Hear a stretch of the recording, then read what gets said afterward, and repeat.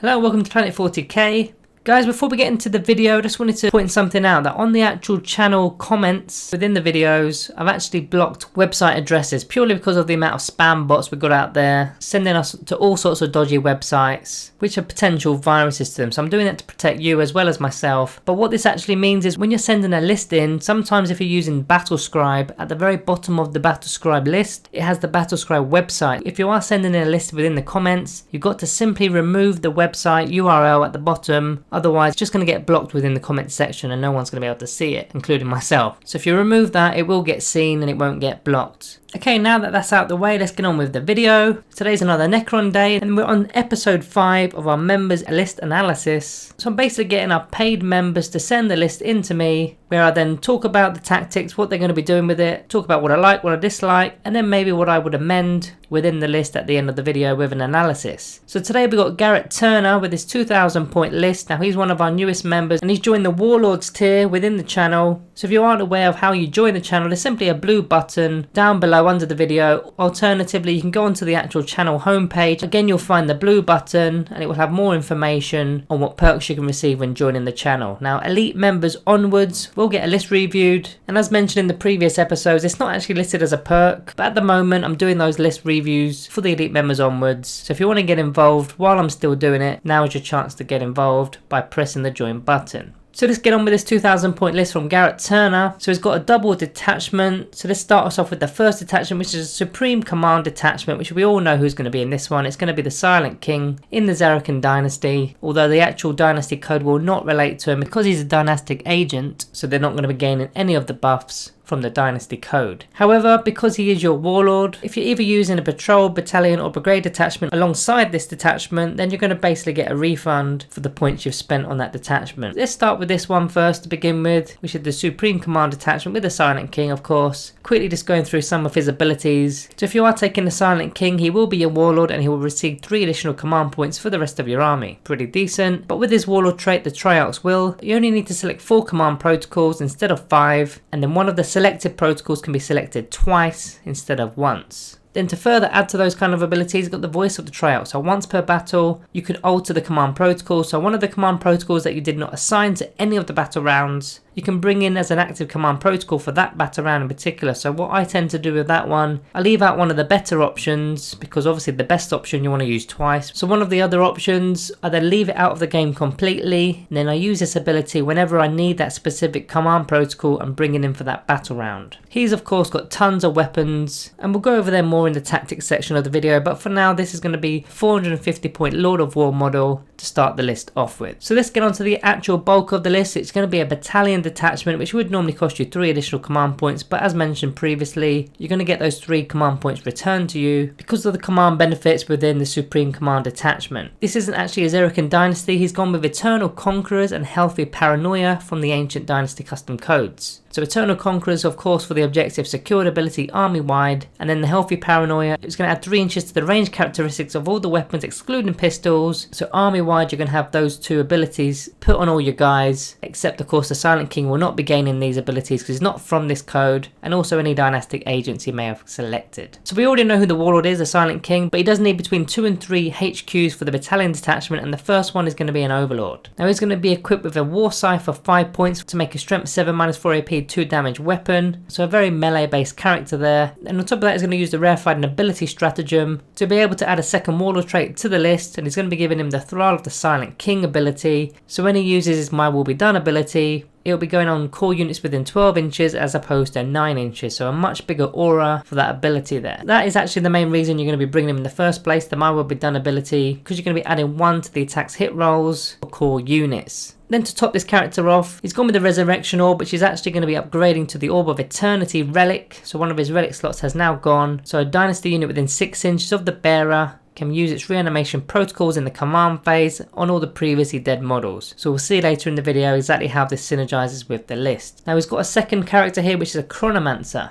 Now the Chronomancer has been upgraded with his Entropic Lance for 10 points, which is both a shooting and a melee weapon. Shooting is only 18 inch range, but it's Assault 1, Strength 8, -3 AP, and the damage is a nice D3 +3. Range attack with Healthy Paranoia will go up to 21 inches due to the Dynasty code. So a nice little pop shot. likely to be doing a bit of damage there within the game. And then the melee weapon, of course, as well, strength user -3 AP, and the damage is 3 as well. I mean, he's not really equipped for melee with the amount of attacks they actually have, but worst case scenario, if he does get caught in melee, he can at least be potentially doing 3 damage there. Then the final HQ to top the HQ section off is a Technomancer. Now the Technomancer is going to be equipped with a Canoptek Cloak for 5 points to give him a 10-inch movement, as well as the fly keyword, and he can repair one friendly Dynasty model within 3 inches, D3 lost wounds each turn. That's going to go nicely with his Rites of Reanimation ability as well for core units within 6 inches to be able to bring a model back, and if it's a Necron warrior unit you can bring D3 back. So all in all, when you're adding all these HQ models together, it totals 300 points. So let's move on to the actual troops of this detachment. He's gone with 1 unit of 5 Immortals with the Gauss blasters for 30-inch range, rapid fire 1, strength 5, -2 AP, 1 damage. Now of course that Gauss blaster range will go up to 33-inch range, and rapid fire 1 means that if they're firing within half range, which will be 17 inches, then they're going to be getting 2 shots per man. So when you've got 5 of these guys, you potentially got 10 shots at strength 5, -2 AP, 1 damage there. These guys are very likely going to be staying back, holding an objective. With that toughness 5 as well, they're quite tanky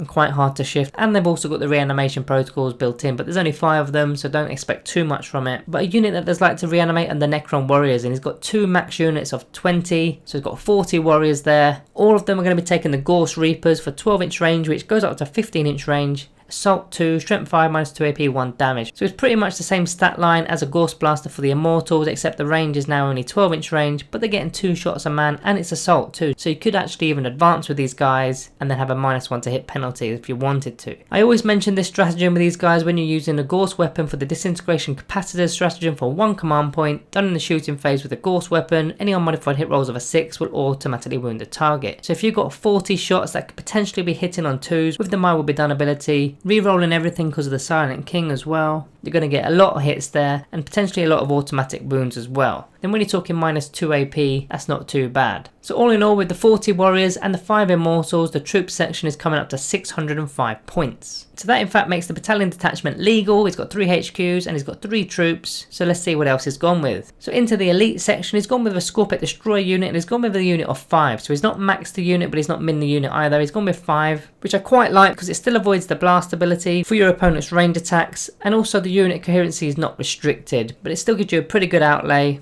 in terms of damage. So one of these guys is going to have the Hyperphase Reap Blade, which is strength 7, -4 AP and the 3 damage. And the other 4 guys are going to have the Hyperphase Threshers, which are strength 5, -3 AP and 2 damage. So there's quite a lot of damage and quite a lot of AP in there. And of course all models within the unit are going to be re-rolling hit rolls of a 1 with their Hardwired for Destruction ability. Now unfortunately these guys are not going to really make much use of the Healthy Paranoia part of the Dynasty code. However, they're still going to have objectives secured, although they're probably not going to use it as much as another unit potentially could, because these guys should be going out slicing and dicing rather than holding ground. They've also got a stratagem worth noting here, which is the Whirling Onslaught stratagem for 1 command point. When you use it on a Skorpekh Destroyer unit, when they're a target of an attack, effectively it'll be a -1 to the wound roll for your opponent to wound them. Which I always say, if you do the maths on that, it's actually quite mega. So that's the only elite unit within this list, so that's going to total 175 points there. Next we're on to the fast attack options, and of course it's got a Canoptek Scarab unit. It's got a min unit of 3 though, but every list nowadays has a Canoptek Scarabs. They're just too good to leave at home. They're scoring you points, they're very hard to see because they can hide out of sight, and they can also interact with our Ancient Machinery secondary very well there. Then optionally you can choose to blow one up with the Self-Destruction stratagem, or use the Enslaved Protector stratagem to heroically intervene with them just to tie up units. But really, if you're not using them to score points, they're just a speed bump, just a screen to protect your bigger and badder models. He's then got 2 units of 3 Canoptek Wraiths. Now with their Wraith form ability, they've got a 4+ invulnerable save, and they can move, advance and fall back through terrain and other models, which is pretty good. It's basically like fly without the fly keyword there. And also what I like about these guys is the Slinking Strike ability, which gives them the eligibility to shoot and declare a charge even when they've fallen back. In this case they've not actually got any range attacks. He's not upgraded them with those pistols, but still the ability to fall back and then recharge is pretty decent, which will ensure that they'll always be striking first. They can also use the Enslaved Protectors for 1 command point to heroically intervene as if they were a character. Always worth remembering that one, it could sometimes come in handy. So the fast attack slots comes to 255 points there. Then we're on to the heavy sport with 1 single Doomsday Ark. Got the 10 flare arrays of course, but the main reason you're bringing the vehicle is for the Doomsday Cannon. 72-inch range, heavy D6, strength 10, -5 AP and the damage being D6. if it remains stationary, of course. If it doesn't remain stationary, it drops down to 36-inch range. Only strength 8, but it's still pretty decent. Minus 2 AP, and the damage is only D3. And it's got that all-important quantum shielding for that 5+ invulnerable save, and you can't wound it on less than a 4+. Which makes this model pretty tanky and very reliable in terms of its survivability. But just bear in mind that cannon does have the blast keyword, so if it does get tagged in combat, it cannot be firing into combat. So just be aware of that one if you're taking a Doomsday Ark. So that brings the heavy support section to a very simple 170 points. And then we've got a final section here, which is a unit of Cryptothralls. And these aren't going to take up a detachment slot simply because there's a Cryptek model within the list. So they've got the double pistols, which won't take advantage of the Dynasty code because they're pistols. So they are going to stay at 12-inch range, but they're still pretty decent. When you've got 2 of these guys, that's going to be 4 shots at strength 5, minus 2 AP, 1 damage. That can be fired into combat if they're still in combat, of course. And the Cyber Limbs weapon, which is a melee weapon, strength 5, minus 1 AP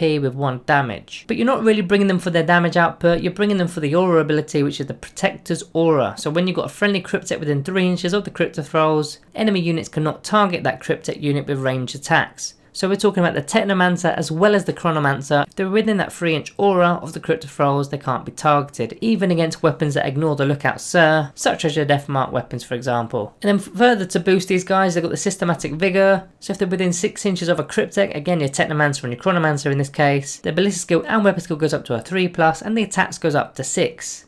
So 12 attacks in total there, at strength 5, minus 1 AP, 1 damage. That's pretty decent, especially when you're hitting on 3s. So that brings the miscellaneous section of the detachment to 40 points, which actually finalises the list at a total of 1,995 points. So it's 5 points shy. I'm not really sure what else you could have put. Maybe you could put a particle caster on one of those wraiths, but again, it's only a pistol weapon, so it's not going to make any use of the actual Dynasty code there. So let's get on with Garrett Turner's tactics for his list. So talking about his actual Dynasty code that he selected, of course the first one being objective secured, works really nicely with Wraiths, with Scarabs in particular. Now he has got 6 Wraiths in the list, and with that invulnerable save, that's going to make them really hard to shift off an objective, so they work pretty decently. Skorpekh Destroyers not so much. I mean, you still can make use of the actual Dynasty code, but as I already mentioned when we were talking about the Skorpekh Destroyers, they need to be going slicing and dicing. They can't be losing turns holding on to objectives. They're too expensive and too good to be doing that. And the healthy Paranoia side of things, that's going to work on your Doomsday Ark, your Warriors, your Immortals, even your Chronomancer with the Entropic Lance. Getting 3 inches as a boost is pretty decent as well. I mean, the Warriors in particular, because you've got 40 of them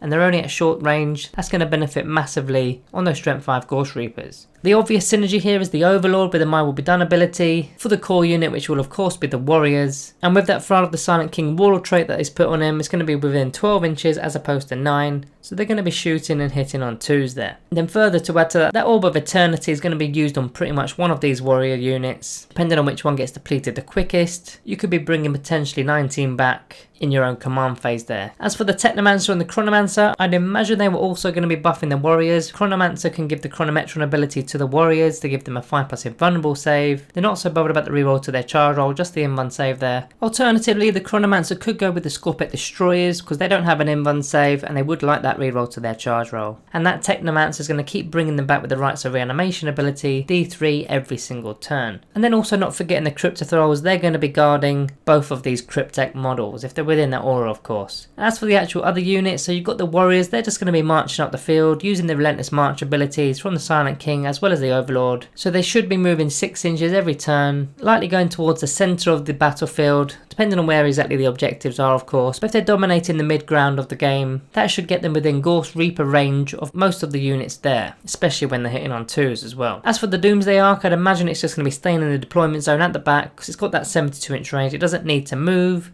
It just needs to be guarded. Maybe those Scarabs are going to be doing that, shielding them off from deep striking units and other alpha strike units, because this thing does not want to be in melee and it's not going to be firing that blast weapon. And if you're not firing that blast weapon, you didn't need to spend 170 points on this thing. Alternatively, the Scarab swarms could be just running up the board, getting to those objectives that are mid to far range, because they're small, sleek and sneaky, and also because they get ignored quite often because they're only 45 points for the min unit. Your opponent sometimes thinks they're not going to be doing that much, but really they're always scoring you points. So if your Scarabs are not defending the Doomsday Ark, then potentially the Immortals could be doing that same role, shielding the Doomsday Ark off from a potential charge, or again they could be doing their own thing moving, running towards those near objectives that are just outside the deployment zone. As for the Skorpekh Destroyers, ideally I'd put them in strategic reserves because they're going to be foot slogging, but because you've got 5 of them, that's going to give them a power rating of 10, which means it's going to be 2 command points to do that as opposed to 1. Unless you're going to put some other units within strategic reserves, it's probably not worth it. Which means these guys should just be running up the board, trying to get into cover where possible, then getting into charge with the biggest and baddest enemy unit that you can see within the battle and take it out. Before inevitably these guys also get taken out, but if they can go down swinging, then they've done their job. As for the Canoptek Wraiths, very similarly, they're going to be running up the board. Because they've got that Wraith form 4+ invulnerable save, they're likely to go for the objectives with the objective secured ability. With the Eternal Conquerors Dynasty code, they can be holding on to objectives and being a really tough, resilient model when your opponent's trying to move them off the board. Then finally we get to the actual Silent King. Now I'd imagine he's also going to be quite near both the units of warriors. Plenty of abilities that are going to benefit those warriors. So for example, the Pharaoh of the Stars aura is going to be giving them all the rerolls to their hit rolls. Then you've got the Relentless March aura for a +1 to their movement. You've got the My Will Be Done for a +1 to their hit rolls, so they're going to be hitting on 2s and re-rolling. And then furthermore, he's got the Pharaoh ability, so you can be using that My Will Be Done ability 1 additional time. Now as you've got 2 units of 20 warriors, you can be using that My Will Be Done ability on both of them. So that alongside the Pharaoh of the Stars aura ability can be used on both the warriors. As already mentioned, hitting on 2s, re-rolling 1s, with a total of 80 shots coming from the units. That's going to do a madness. And the Silent King isn't no pushover himself. He's got plenty of weapons which usually do pretty decent within the game. Those Annihilator beams in particular are really useful. 36-inch range, heavy 1, strength 12, -4 AP, and the damage is a flat 6. Now you've got 2 of those things, so I would potentially save any command rerolls for those wound rolls. He's got the Scepter of Eternal Glory for 3 strength 8 shots. He's got the Staff of Stars for 9 strength 6 shots. Then he's got 3 completely different profiles in melee, which are all just additional attacks on top of his actual attacks with the Scythe of Dust. So plenty of damage coming out of the Silent King there, hence why he's 450 points. Just bear in mind though, he can't benefit from any of the dynasty buffs, whether it's the Szarekhan dynasty or the custom code that is selected with the other detachment. He can't benefit from either of those. So as for my analysis for this list, now I've not been given too much information in terms of the command protocol, so I'm going to try and wing this the way I would do this. With the Triumph's Will, you can select a single command protocol to be reused within the battle. I would personally go with the protocol of the Sudden Storm, and specifically for Directive 2, because you can perform actions while still making use of your ranged abilities without the action failing. So what this means is your Necron warriors can overload a mid-ground objective, maybe again it's ancient machineries for example, but they can still be firing all of those Gauss Reaper shots without the action actually failing. And if you can do this for 2 turns within the battle, when you're using your warriors, that's just basically 3 victory points right there. As for his actual Voice of the Triarch, being able to bring a command protocol which isn't being used in the game, making it the active command protocol, I would go with the Protocol of the Conquering Tyrant. Again, I'd use Directive 2, giving a unit the eligibility to shoot in the turn in which it fell back, although it will be at a -1 to hit penalty. Now the reason for this one is those warriors, they do not want to be in melee. Now there's no Royal Warden within this list, and if they get caught in melee, they're not going to be firing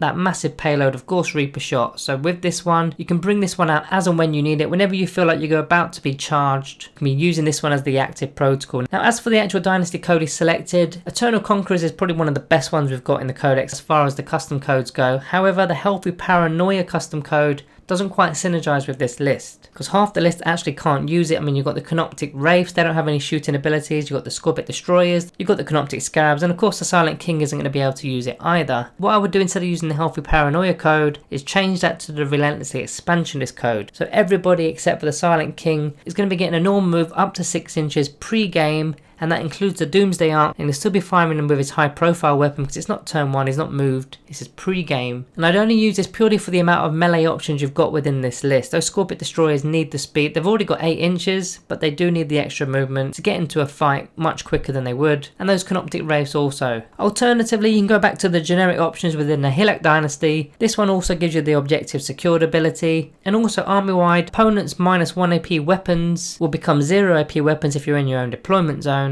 And then furthermore, they've got a stratagem which is Reclaim a Lost Empire. For 1 command point used on an infantry unit that is currently performing an action, the unit can still shoot that phase without the action failing. So very similar to the Protocol of Sudden Storm, which I quite highly value for Directive 2. And you can be doing this every single turn for just a single command point, so getting your warriors to fire and still do the action I think is massive. And then furthermore, on top of that, the Nihilak Dynasty gets to use both the directives with Protocol of Eternal Guardian. So for units that haven't moved move, they're going to get the benefits of cover, and with Directive 2, you get the option of holding steady or set to defend, which the hold steady part in particular I think is pretty decent, because when you've got a unit of 20 warriors with 40 Gauss Reaper shots, if you want to go with Overwatch, you're going to be hitting on 5s as opposed to 6s, which massively changes how many hits you're going to be scoring there. Because it goes from an average between 6 and 7 hits to an average of 13 to 14 hits there, so you're pretty much doubling the amount of hits you're going to be getting at strength 5 as well. So what else would I change with this list? Now, I'd probably not bother with both of the Cryptek models within this list. I'd remove either the Chronomancer or the Technomancer. I don't feel like both of them are needed. Yes, it's nice to get an invuln save, and yes, it's nice to use the Rites of Reanimation ability,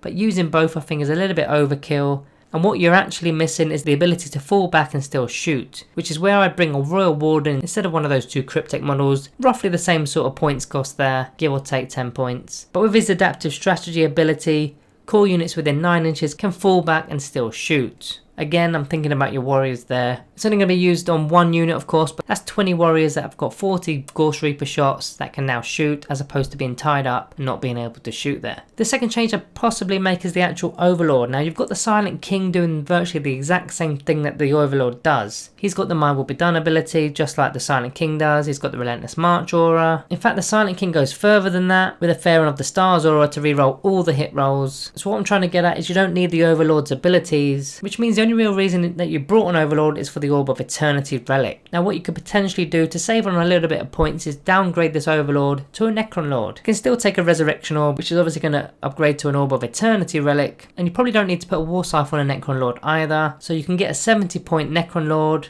as opposed to a 100 point Overlord that will save you 30 points there. But some of the things I do really like about this list is the fact that he's gone with 5 Skorpekh Destroyers within the unit, so it's going to avoid the blast ability for your opponent's blast weapons, and of course the unit coherency restrictions are not there. When you've got 6 or more models within the unit, models need to be within unit coherency of 2 models as opposed to 1. But the one thing that I would maybe consider is bringing a Canoptek Plasmacyte to the list. Now, with this Infused Madness ability, which is pretty much the main reason you'd bring a Plasmacyte, in the charge phase or the fight phase, you select a Dynasty cult unit within 3 inches of the Plasmacyte, you roll a d6, on a 1, one of your destroyers unfortunately does die. But regardless of the result, you can add 1 to the strength and attacks characteristics of the models within the unit, which massively changes the damage outlay of the Skorpekh Destroyers. Now, I think I mentioned this in one of the previous list build videos we did. We've done a Canoptek Plasmacyte review video. It's on the playlist if you haven't watched that one already. In the middle of the video somewhere there's a bit of maths for the damage outlay for using a Plasmacyte and the damage outlay for not using a Plasmacyte, and you'll be actually very surprised how much additional damage you're getting just from this 15 point model. And even if you lose a Skorpekh Destroyer, it's still worth it. It sounds kind of bonkers because you will lose a 35 point model, but the actual damage outlay is just so much worth it. So I definitely put a Canoptek Plasmacyte within this list for only 15 points there. As for the secondaries, I've not been told about what secondaries he's going to be using, but I'd probably go with the Code of Combat, because not only have you got a Silent King, but you've also got an Overlord with the melee weapon with the Warscythe, so you're going to be scoring 3 victory points for every enemy unit that a Noble destroys. So you've got the option of the Overlord and the Silent King there. I mean, the Silent King on his own will probably max this out at 15 points, but with the Overlord on top of that, this should pretty much guarantee it. And then I'd go with Purge the Vermin. Now the reason for this is if you've got a massive death cluster in the centre of the battlefield with all the warriors and the Silent King, you're going to be giving your opponent the option of either going for that Death Star to try and clear it out, because otherwise they're going to be scoring loads of points within the centre of the battlefield, or they're going to have to completely avoid them. Now if they avoid them, you're just going to win the game on points. So if they're going to go after them towards the centre of the battlefield, that's going to leave the corners completely exposed, which means you're very likely to be scoring 2 victory points for each table quarter, because then you can start moving other units that within your list, such as Canoptek Wraiths for example, just to pen units into certain quarters so that you're scoring 2 points per quarter every battle round. Then the third one, I'd go with the Ancient Machineries as well, again from the Necron Codex, because you've got the Canoptek Wraiths, you've got the Canoptek Scarabs, Immortals and the 2 warrior units. It's very easy to score this one, especially with all those methods of doing actions and still firing your ranged weapons. So definitely we're going for this one if I was to do this list. So guys, that's Garrett Turner's 2000 point double detachment list. What do you guys think of the list? Let us know below. If you see Garrett Turner within the comments, give him a thumbs up, show your support to his list. He's actually quite new to the game, so give him a bit of support, and if you've got any pointers, point them out. But I think overall the list is quite solid. And also remember guys, if you want to get involved in these list build reviews, you simply have to join the elite section of the channel, drop me an email, send in your list, and then we'll get on with a list build review. So guys, Drop a thumbs up if you like the video, sub if you are new. Thank you all for watching, and I'll see you next time.